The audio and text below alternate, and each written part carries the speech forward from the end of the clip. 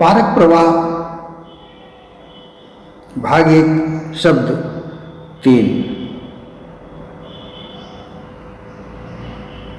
सतगुरु दया के सागर, तुम सा नहीं दयावर, तेरी पना जहां है। भव सिंधु के भंवर में तू ही है सत सहारा, बेजार हाल जीवन तूने दिया किनारा। सत्संग जग में लाए ये बहाई अमृत धारा,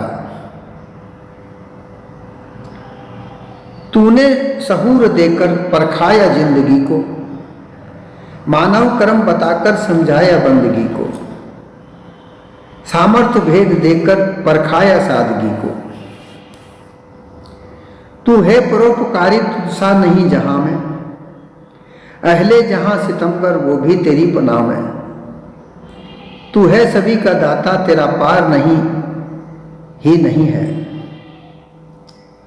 अब और क्या कहूं मैं, अल्फाज ही नहीं है।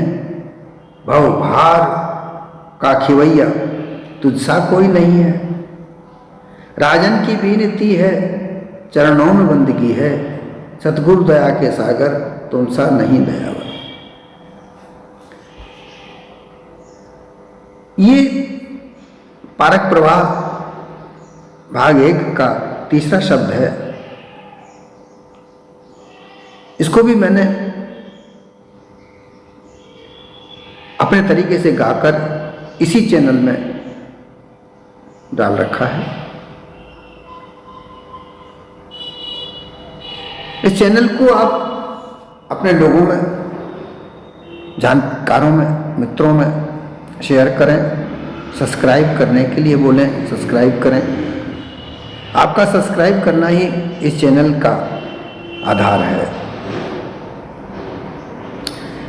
सतगुरु दया के सागर, सतगुरु वो होते हैं जो हमेशा दया के सागर होते हैं। जो दया के सागर नहीं, वो सतगुरु कैसे हो सकते हैं?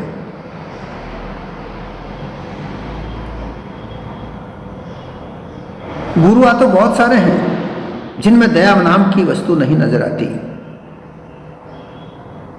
सब अपने अपने मत पंथों को चलाने के लिए सांप्रदायिक दंगे तक करवाते हैं।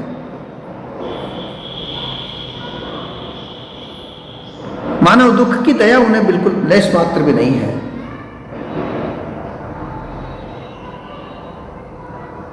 जो मानव हृदय के कष्टों को समझे, दुखों को समझे, भूल भ्रमना को समझे और उसे निकाल कर बाहर करके निर्भय निडर बना दे, वो सद्गुरु होते हैं। सद्गुरु हंस रहनी करनी में अटल बैराग धारण किए हुए पारक की स्थिति में होते हैं, वह सद्गुरु होते हैं।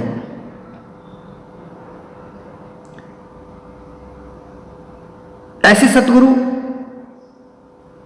जो कभी लोभ लालच मोह माया में बंधे हुए नहीं होते। जबकि हम देखते हैं कि विभिन्न प्रकार के गुरु, अलग अलग मतपंथ के गुरु जो कहीं भी मोह माया में बंधे हुए पड़े हैं, वो तुम्हें मार्ग बताते हैं कि ऐसा करने से ऐसा होगा, परंतु बिना पैसा लिए कुछ काम नहीं करते। जो कथावाचक लोग हैं, बिना पैसे लिए कथा नहीं सुनाते।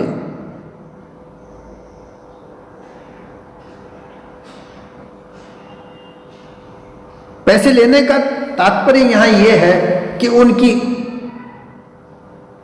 जिस तरीके से डॉक्टर की फीस बंधी होती है, इस तरह से उनकी फीस बंधी हुई है। जो कथावाचक हैं बड़े बड़े, उनकी 5-5 लाख एक दिन की फीस बंधी हुई है।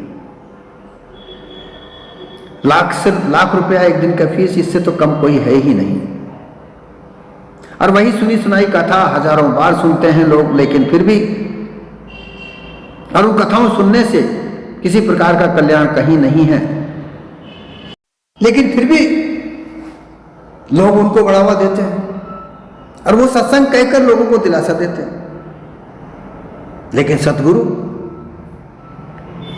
सत्संग करते हैं।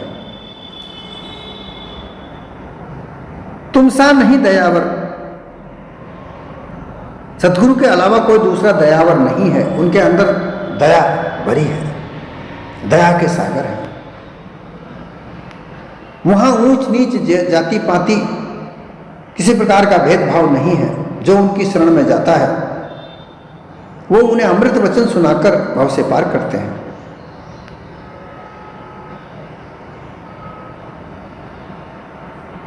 उन्हीं सतगुरु की ही कृपा से लोग भव से पार हुए हैं, होते हैं। अन्यथा तो जो प्रपंच से जिन लोगों ने मत पंथ का निर्माण कर रखा है, वहां तो कहीं भी इस भवसागर से पार होने का कहीं रास्ता मिलता ही नहीं है। इसलिए यहां ये कहा है कि सतगुरु दया के सागर, तुम सा नहीं दयावर। तुम्हारे जैसा कोई और दयावर नहीं है। जीवन के कल्याण के लिए ही तुम इस संसार में अवतरित हुए हो। तेरी पनाह जहां है, ये सारा संसार तेरी पनाह में है। ये संसार तेरी ही शरण में है। तुझसे ही मोक्ष की प्राप्ति होती है। मोक्ष के दाता तुम ही हो। लोग ईश्वर की भक्ति करते हैं, तरह तरह के ईश्वरों की भक्ति करते हैं। कोई खुदा गॉड की भक्ति करता है, अल्लाह की भक्ति करते हैं, लेकिन वहां पर कोई मोक्ष पथ नहीं है। वहां तो मरने के बाद मोक्ष मिलती है, ऐसी दिलासा दी जाती है। परंतु यहां सतगुरु की शरण में जीवित मुक्त होते हैं, जीवन मोक्ष होती है।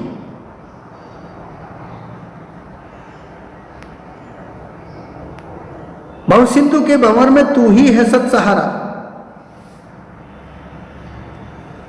भव सिंधु, ये भवसागर, भव सिंधु, इसके विभिन्न प्रकार के भंवर हैं, अर्थात विभिन्न प्रकार के जाल है, विभिन्न प्रकार के उलझन है। इन उलझनों में से, जंजालों में से, जालों में से मानव निकल नहीं पाता।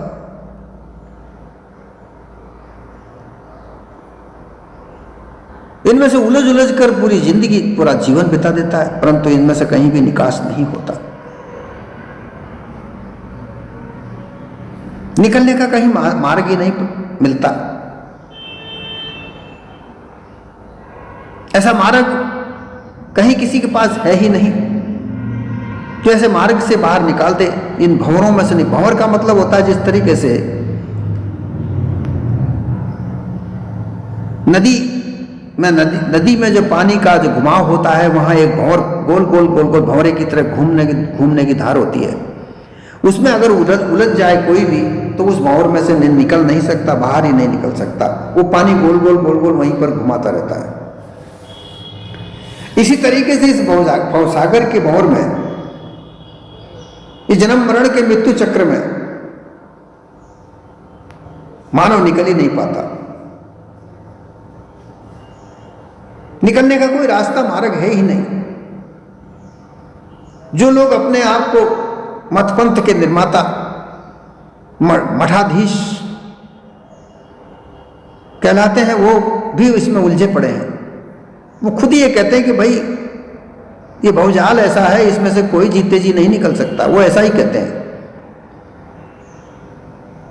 वो खुद उलझे हुए हैं, दूसरों को भी उलझाते हुए उसमें रहते हैं। परंतु सद्गुरु एक ऐसा सहारा है, उसमें से तुरंत निकाल देते हैं, उस भंवर में से निकाल देते हैं, निकाल करके सहज मार्ग पर लगा देते हैं।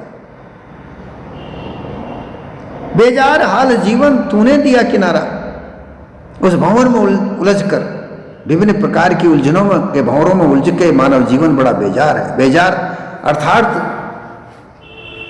बड़ा परेशान, विकल, जहां किसी प्रकार की कोई शांति नहीं, उलझन ही उलझन सामने आती है। ऐसे जीवन में से ऐसा निकालकर सतगुरु बाहर निकालते हैं जैसे किसी ने कोई किनारे पर लाके दे दिया हो, भयंकर नदी की धार में बहते बहते। और अगर कोई तरैया, बहुत महान तरैया जीवन में से, उस नदी के बीच में से निकाल करके बाहर किनारे पर रख दे, इस तरीके से सतगुरु इस जीवन कि भवधारा में से निकाल करके एक किनारे पर लगा देते हैं। और सदगुरु को तारण तरण भी कहा जाता है। वो तारण तरण है क्योंकि वो तर चुके हैं, पहले तरना जाने हैं। इस भवसागर से बाहर निकलकर वो अपने किनारे पर हैं और लोगों को निकाल सकते हैं। नदी में डूबते हुए किसी व्यक्ति को वही व्यक्ति निकाल सकता है जो तैरना जानता है, अन्यथा कोई बाहर नहीं निकाल सकता। वो जो किनारा दिया, वो किनारा क्या दिया? सत्संग जग में लाए ये बहाई अमृत धारा। सत्संग का निर्माण सदगुरु ने किया है। एक ऐसा किनारा, एक ऐसी सभा, एक ऐसा दरबार जहां पर आकर सत्य असत्य का न्याय होता है और सत्य को धारण करके ये मानव जीवन कल्याणकार की स्थिति पर पहुंचता है, जहां उसे कोई भंवर नजर नहीं आता, जहां किसी प्रकार की कोई उलझन नजर नहीं आती, जहां असत्य मार्गों का नाश हो जाता है। ऐसी सत्संग सदगुरु के द्वारा ही निर्मित की गई है।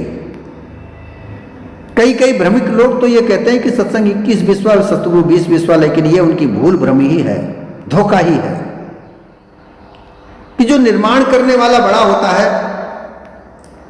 सत्संग महान गंगा अवश्य है, सभी ने इसकी महिमा गाई है।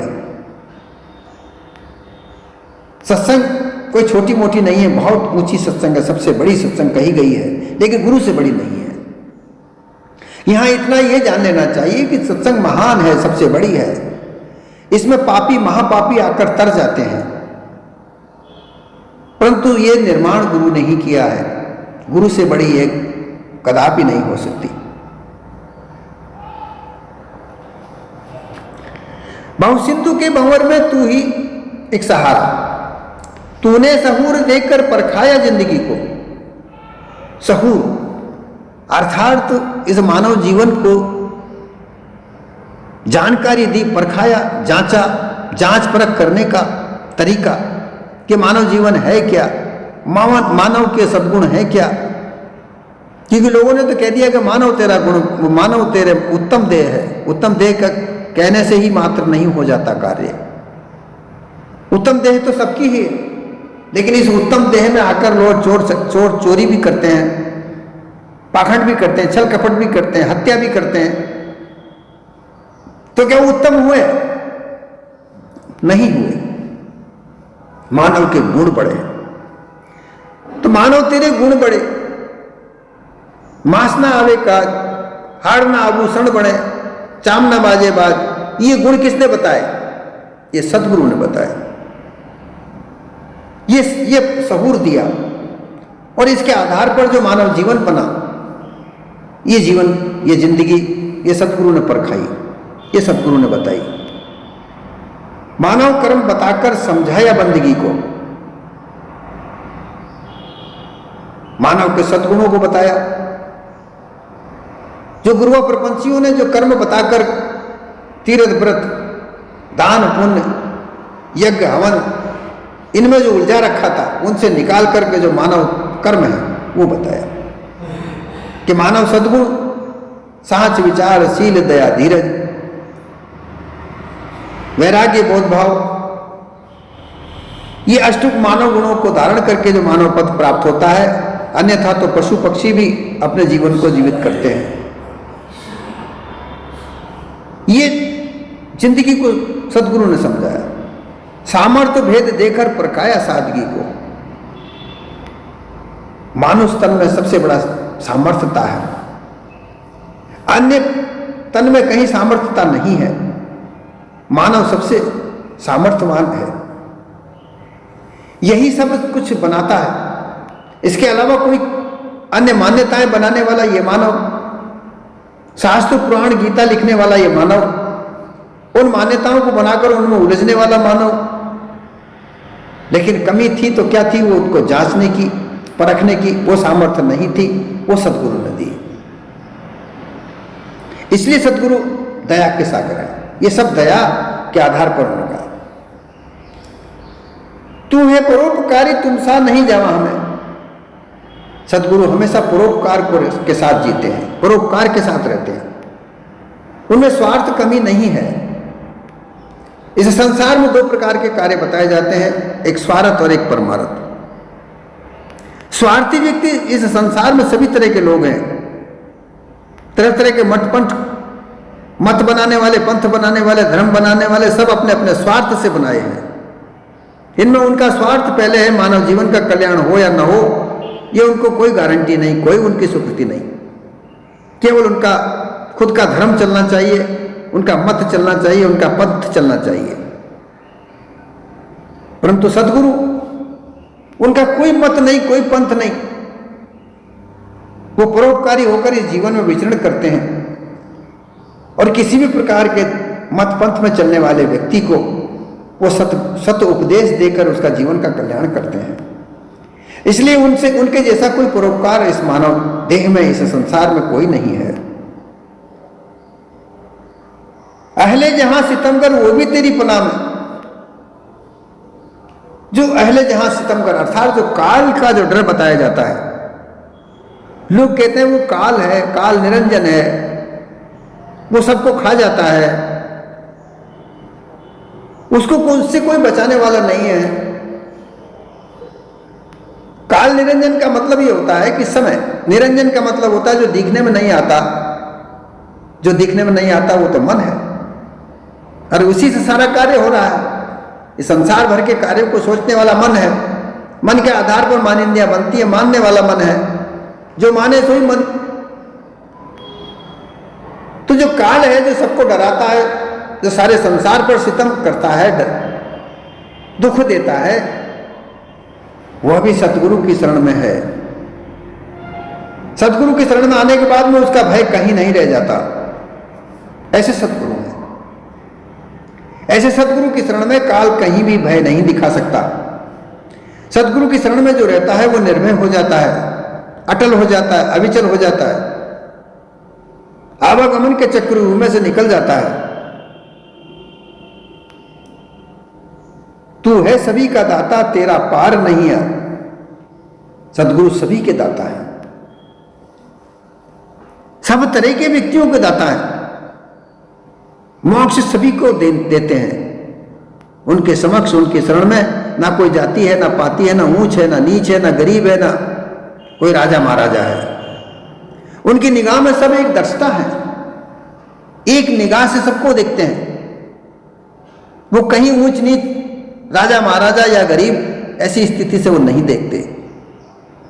उनकी जो शरण में आता है वो उनको सबको एक समान दृष्टि से देखते हैं और उनको पर दया बरसाते हैं, अमृत वचन कहकर के उनको मोक्ष का पद देते हैं। ऐसे सतगुरु दया के सागर हैं। उनका कोई पार नहीं है, उनकी कृपा का, उनका दया का कोई पारावार नहीं है। इनकी दया अपरंपार है, ऐसा यहां कहा गया है। इसके लिए सतगुरु की दया का कहीं किसी प्रकार से कोई बंधन भी नहीं है। सतगुरु की शरण में किसी प्रकार का कोई बंधन नहीं है कि वो ऐसे आदमी को नहीं तारेंगे या वैसे आदमी को नहीं तारेंगे। उनका ज्ञान सभी के लिए सर्वोच्च है। उनके अंदर सर्वोच्चता है तो केवल मानव मात्र की है। जो मानव इस धरती पर है, या वो स्त्री है या पुरुष है, सभी मोक्ष के अधिकारी हैं। बस केवल सद्गुरु पर सदा रखे, उनकी शरण में जाए। जो भी उनकी शरण में जाता है वो उनको मोक्ष पद अवश्य देते हैं। जो उनकी शरण में नहीं जाकर गुरुआ प्रपंचियों की शरण में जाए तो सतगुरु उनके पास जाकर वहां से छुड़ाने वाले तो नहीं है। जब तक गुरु की शरण में नहीं जाएगा, जब तक सतगुरु की शरण में नहीं जाओगे, तब तक वो सदुपदेश उनके प्राप्त नहीं कर सकते। सतगुरु ऐसे हैं जो किसी मत पंथ का विरोध नहीं करते, ना किसी से फसाद करते हैं, ना सामुदायिक झगड़ा करते हैं।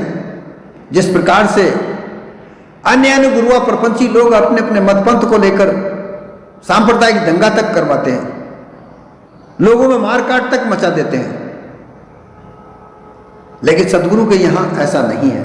सदगुरु की शरण में आने वाला होना चाहिए। सदगुरु की जो शरण में है वो चाहे कोई भी है, किसी भी मतपंथ से है, किसी भी संप्रदाय से है, किसी भी जाति पाति से है, किसी भी समुदाय से है, वो उनकी शरण में है, उसकी तरफ वो वैसी ही दृष्टि डालेंगे जो सबके ऊपर डालते हैं। और जब उनकी दृष्टि पड़ती है, उस दृष्टि मात्र से ही मोक्ष का फल प्राप्त होता है। सदगुरु की कृपा ही मोक्ष दाता होती है। एक कृपा कटाक्ष मोक्ष की दाता होती है। उनका एक वचन मोक्ष को देने वाला होता है, इसलिए उनमें कहीं भी स्वार्थ नहीं होता। अब और क्या कहूं मैं, अल्फाज ही नहीं है। भवसार का खिवैया तुझसा कोई नहीं है, राजन की बीनती है चरणों में बंदगी है। यहां और कोई ऐसे अल्फाज नहीं मिलते कि उनकी महिमा में कहे जाएं। सदगुरु की महिमा में क्या क्या कहा जा सकता है, जितना भी कहे उतना कम है। सदगुरु की महिमा अपरंपार, उनकी महिमा में ऐसे ऐसे शब्दों का प्रयोग करे तो भी उनकी महिमा कम पड़ सकती है। सदगुरु कबीर ने तो यहां तक कह दिया कि सारी धरती का कागज करते, 7 समुद्रों की स्याही बना करके और सारे वनराई की कलम बनाकर भी अगर गुण लिखा जाए सदगुरु का, तो भी उनके गुण लिखने में नहीं आ सकते। उनकी दया का विस्तार, उनकी महिमा लिखने में नहीं आ सकती। अल्फाज यानी शब्द, अल्फाज शब्द कौन कौन से शब्दों का प्रयोग करें? उन्हें दयावर कहें, दयावान कहें, कृपा सिंधु कहें, कृपालु कहें, परोपकारी कहें, निर्मोही कहें, क्या क्या कहें, अटल, अचल, अपने विचार में अटतष्ट, बोलत बिसरे नहीं, डोलत डिगे नहीं, घूमते फिरते रहे लेकिन अपने पथ पर चलने के अलावा किसी और दूसरे पथ पर नहीं चलते, वो डिगते नहीं हैं। जब बोलते हैं तो बोलने में भी वो कोई चीज को बिसरते नहीं है, भूलते नहीं हैं। वो सब पर सबके लिए एक जैसी दृष्टि डालकर बोलते हैं। इसलिए उनके लिए शब्दों का क्या प्रयोग किया जाए? कोई ऐसे शब्द नहीं है जो उनके लिए प्रयोग किया जा सके। सारे शब्द उन्हीं के लिए हैं। उनको किस नाम से बुलाया जाए ये कोई निश्चित नहीं है। इतने बड़े दयावर, इतने बड़े दया के सागर, कृपा सिंधु, मोक्ष के दाता, निर्द्वंद निरपक्ष, और क्या कह सकते हैं? ऐसे सतगुरु होते हैं जिनको कभी कोई पक्ष जिनका नहीं है, वो निष्पक्ष होते हैं, निर्द्वंद होते हैं, कोई द्वंद्व उनके समक्ष नहीं होता। ऐसे सतगुरु को बारंबार प्रणाम करे, हजारों हजार बार प्रणाम करे तो भी कम है। उनके लिए शब्दों की कोई मर्यादा कहां तक होगी? शब्द की भी अपनी अपनी मर्यादा है, परंतु वह उनका कल्याणकारी कार्य, उनका जो कल्याणकारी जीवन है, परोपकारी जो जीवन है, शब्दातीत है, शब्द से अलग है। कैसे उनकी महिमा कह सकते हैं? वेद, पुराण, कुरान, गीता, भागवत सब सदगुरु की महिमा से भरे पड़े हैं।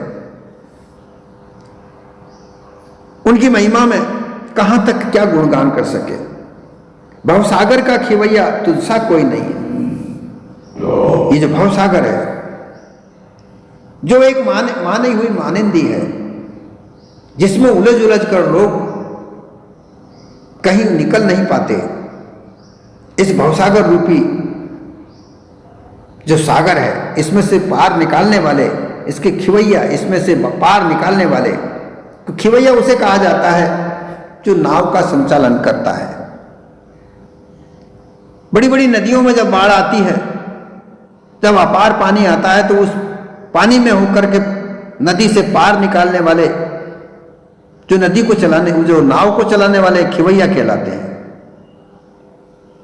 उन खिवैयाओं से बड़े भवसागर के खिवैया, भवसागर की नाव को चलाने वाले जो सतगुरु हैं, अर्थात भवसागर की जो नाव है वो क्या है? वो सत्संग है। भवसागर की अपार गहरी जो जल की राशि है, उसमें से पार होने की जो साधन है वो सत्संग है। उस सत्संग को चलाने के लिए सतगुरु की आवश्यकता होती है। सत्संग सतगुरु चलाते हैं। बिना सत्संग के, बिना सतगुरु के सत्संग नहीं चल पाती। सतगुरु ही उस सत्संग को चलाने वाले हैं। सत्संग को ही खिवैया सतगुरु ही हैं। और वह सतगुरु की खिवैया होने के नाते जो सत्संग रूपी जो नाव है, वही भवसागर से पार करती है। इसलिए ये कह सकते हैं कि उस सत्संग रूपी नाव को खिवैया के रूप में चलाने वाले सतगुरु के अलावा और कोई नहीं हो सकता। क्योंकि सतगुरु के अलावा भी बहुत सारे लोग सत्संग का नाम देकर कई तरह की कल्पनावादी चीजों को चलाते हैं। कोई कथा चलाता है, कोई कीर्तन चलाता है, कोई भजन मंडली चलाता है और नाम रखते हैं सत्संग का। कथावाचक में कोई सत्संग का कार्य नहीं है। वह अनुमान कल्पना की कथाएं जो लिख लिख कर शास्त्रों में लिख रखी है, उसी को बार बार वाचन करते हैं, जहां सत्य असत्य का कोई निर्णय नहीं है। कीर्तन करने वाले लोग कितने ही प्रकार के भजन गाते हैं, लेकिन उनका कोई सत्य से कोई लेना देना नहीं है। अनुमान कल्पना से विभिन्न प्रकार के भजनों का निर्माण करके कलाकार लोग जो गाते हैं, उनका कोई मतपंथ नहीं है। भजन करने वाले लोग, भजन करने का जो तरीका है, भजन का मतलब, भजन का होता है भंजन। जो दुख के कारण है उनका भंजन करे, जो अनुमान कल्पना के शब्द है उनका भंजन करे, उनसे अलग हटाए। ऐसे इन सबसे कोई मुक्ति मोक्ष का पदार्थ प्राप्त नहीं हो सकता। और सत्संग मोक्ष की पदार्थ देने वाली है। और ये सत्संग सदगुरु की नाव रूपी है। सदगुरु ने निर्माण की है, सदगुरु की बनाई हुई नाव है, सदगुरु का बनाया हुआ दरबार है, जहां सत्य असत्य का निर्णय होता है। और जहां सत्य असत्य का निर्णय होता है, वहीं मोक्ष फल, जो मोक्ष का फल है, वो वहीं मिलता है। मानव जीवन 3 पदार्थों को प्राप्त करने में अपने पूरे जीवन को समाप्त करता है, तो मोक्ष की तरफ कभी नहीं सोचता। और जब मोक्ष की तरफ वह सोचता है, तब तक तो उसकी आधी से ज्यादा जीवन खत्म हो जाता है। परंतु मोक्ष मिले कहां? मोक्ष मिलने का साधन कथा, कीर्तन, भजन ये नहीं है। मतों का संग कहीं भी नहीं है। मोक्ष मिलता है तो सत्संग के द्वारा मिलता है। और उस सत्संग के दाता सतगुरु कबीर सतगुरु हैं। उनके सतगुरु की शरण में जाना चाहिए। पार की संतों की सत्संग करनी चाहिए। अनुमान कल्पना के भरे हुए मतपंथों से निकलकर पार की संतों का सत्संग हमें प्राप्त होता है। राजन की विनती है, चरणों में बंदगी है। यहां गुरु की चरण में बंदगी करते हुए, नम्र निवेदन करते हुए विनती करते हैं। सब शिष्य गुरु के चरण में विनती करते हैं कि आप जैसा कोई संसार में नहीं, आप हमारे ऊपर हमेशा अमृतमय वाणियों का बरसात करते रहें, हमारे ऊपर स्नेहिल कृपा कटाक्ष करते रहें। आपके चरणों में बारंबार बंदगी है, बारंबार प्रणाम है। सतगुरु दाता आपकी कृपा हमारे ऊपर बरसती रहे, यही निवेदन है।